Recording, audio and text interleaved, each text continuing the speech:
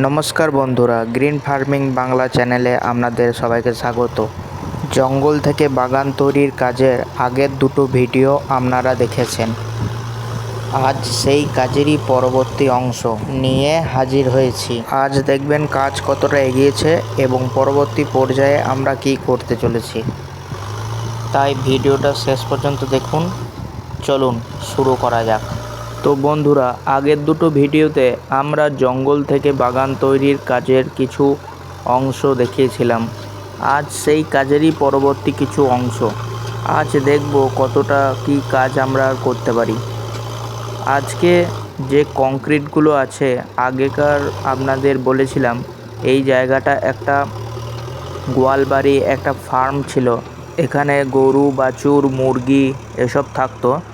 এগুলো চলে যাওয়ার পরে এই জায়গাটা পুরো ভেঙে কংক্রিটগুলোই শুধু আছে, আর কিছু নেই। তো কংক্রিটগুলো থাকলে আমাদের মাটিটা আমরা পাবো না, তাই কংক্রিটগুলোকে ভাঙার জন্য জেসিবিটা আনা হয়েছে বেশি করে।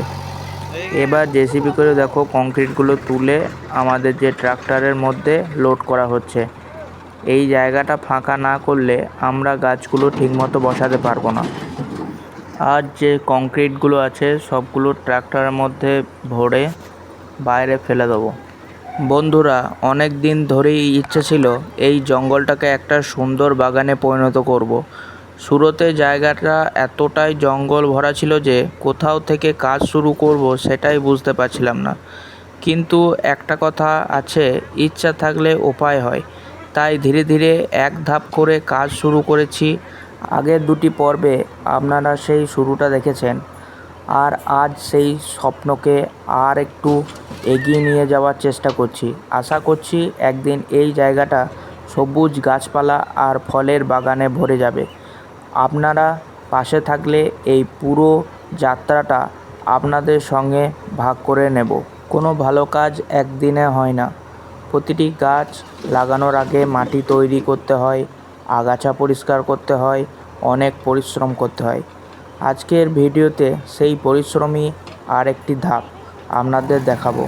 আজ চারিদিকে শুধু মাটি আর কাজ চলছে, কিন্তু কয়েক মাস পরে এই জায়গায় যখন সবুজ গাছ, ফুল আর ফল দেখা যাবে, তখন আজকের এই কণ্ঠটাই সবচেয়ে বড় আনন্দ হয়ে থাকবে।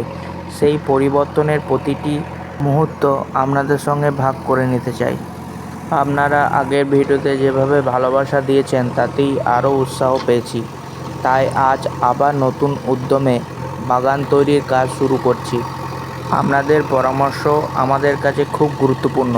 তাই কমেন্টে অবশ্যই জানাবেন কি করলে এই বাগান আরও সুন্দর হয়ে উঠবে।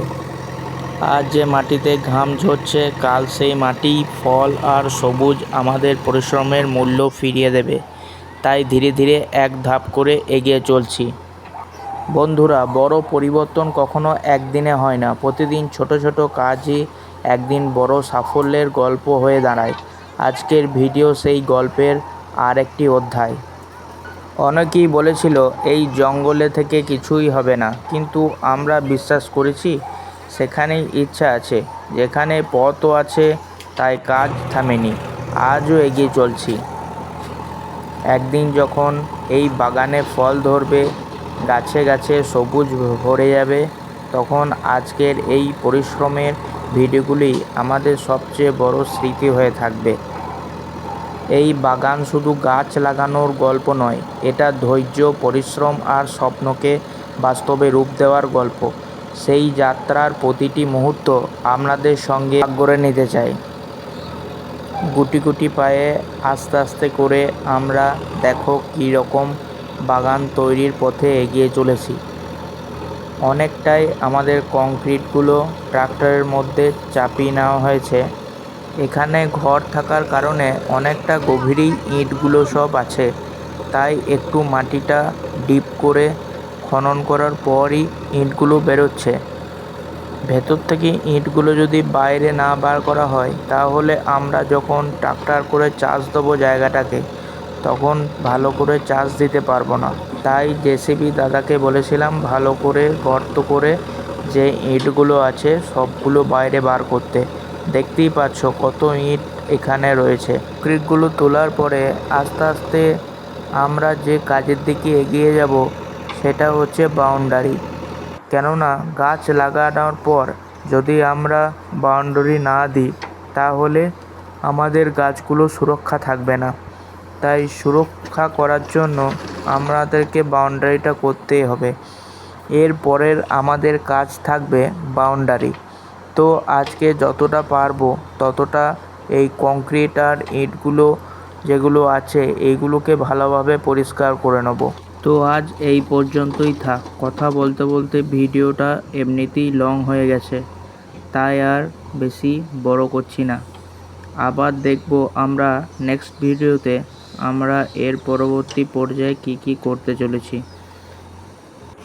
আমরা জঙ্গল থেকে বাগান বানানোর যে পর্যায় শুরু করেছি তা আস্তে আস্তে ভিডিওর মাধ্যমে আপনাদের কাছে তুলে ধরব। তাই সবাইকে অনুরোধ করব আপনারা একটু পাশে থাকবেন আর আমাকে একটু সাপোর্ট করবেন।